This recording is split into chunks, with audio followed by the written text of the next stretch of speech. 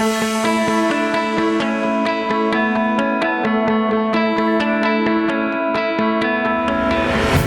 students, my name is Udara Soisa with Udara Soisa Institute of Law. In this short series, we will be preparing you to develop arguments for the upcoming University of London exams, especially with a focus on first and second year subjects. So I hope you will stay tuned with our course. I hope you will learn something new, and I hope you will ace in your exams. All the best, students. Students, we're going to do something unique today.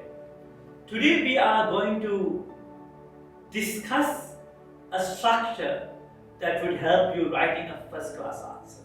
This structure is called the pyramid structure. And if you stick to this structure, you will do great in your exams. So what is this pyramid structure? Right? So you can see the pyramid here, the triangle.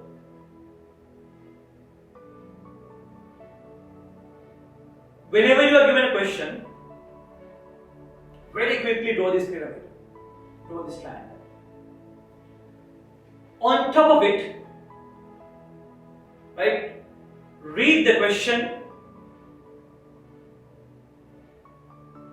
and write down your main argument. Imagine you are doing a question on murder. If the essay question states that law governing murder should be reformed, discuss. So what's your argument? Let's say you take the argument, you know what?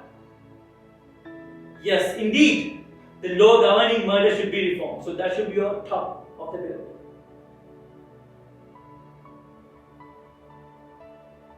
So once you take your central argument, break it down to perhaps 3 or 5 or 7 justifying arguments. Right? So what are the 3 reasons? What are your 3 reasons to argue that the law governing murder should be reformed? So I will just take 3 random arguments, right? I will take the argument that look, murder, the definition of murder is in common law, and it would provide an additional certainty if a statutory definition is introduced. So that's my first argument. Justificatory argument 1. Secondly, you can make an argument saying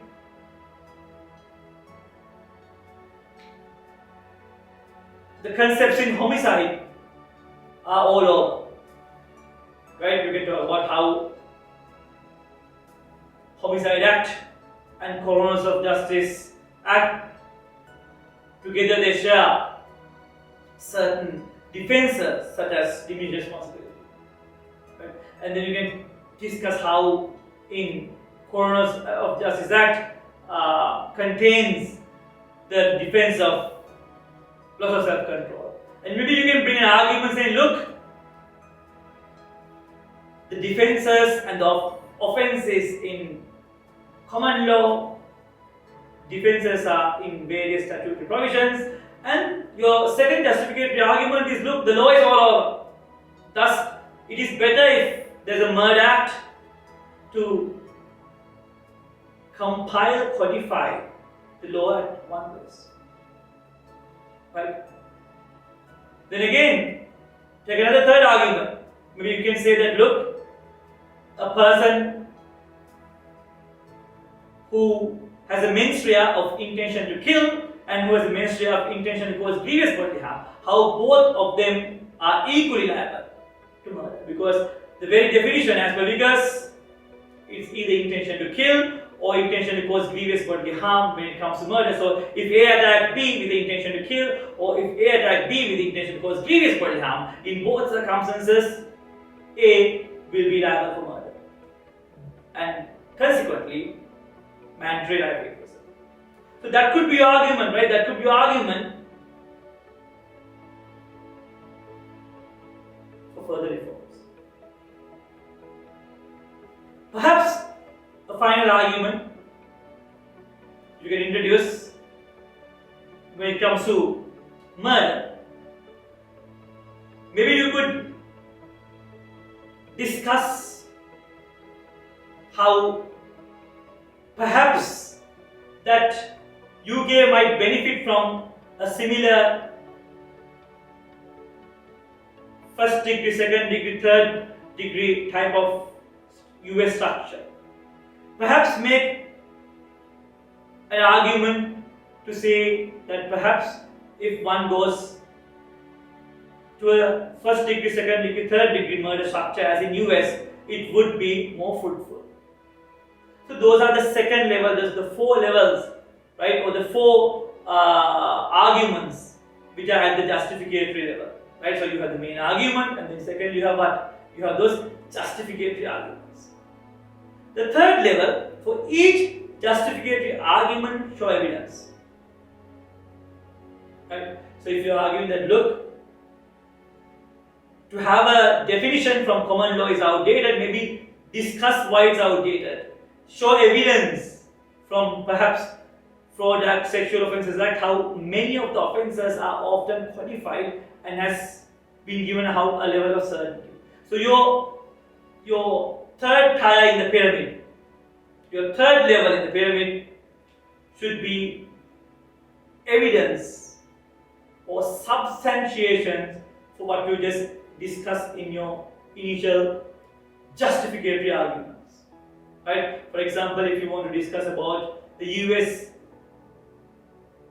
regimes in terms of homicide, then discuss that in comparison with the US structure and see what is best and perhaps it's a bad idea. Right? So your third level of a pyramid, you must make sure you must bring evidence to justify your justificatory argument. So again, you have the main argument, you have the justificatory arguments, and then you have the evidence. And then you can all link it up to the introduction. Right? So your main argument should be introduction, and each of these justificatory argument and evidence should form your body. So let's say you have 4 justificatory arguments and 4 evidence structures, so those could be your 4 body paragraphs. Right? So in your first paragraph, you could take the first justificatory argument and then your evidence. Second paragraph, your second justificatory argument and evidence, and so forth. Right? So remember, students, it's so important. It's so important that you structure your analysis.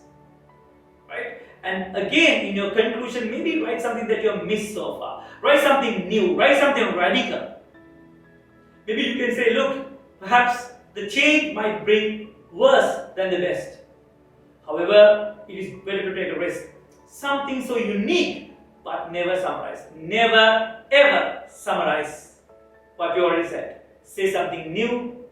Go beyond the box in your conclusions. Right? So in introductions, you hit the question. In the body, you justify your argument, you justify your introduction, and conclusion, stick to introduction and expand further, explore your new worlds when it comes to the question. Alright students, so I hope you will learn something new from this short presentation. I hope you will study a lot, read a lot, research a lot, and develop some A-star arguments. I wish you all the best for your upcoming exams. Good luck.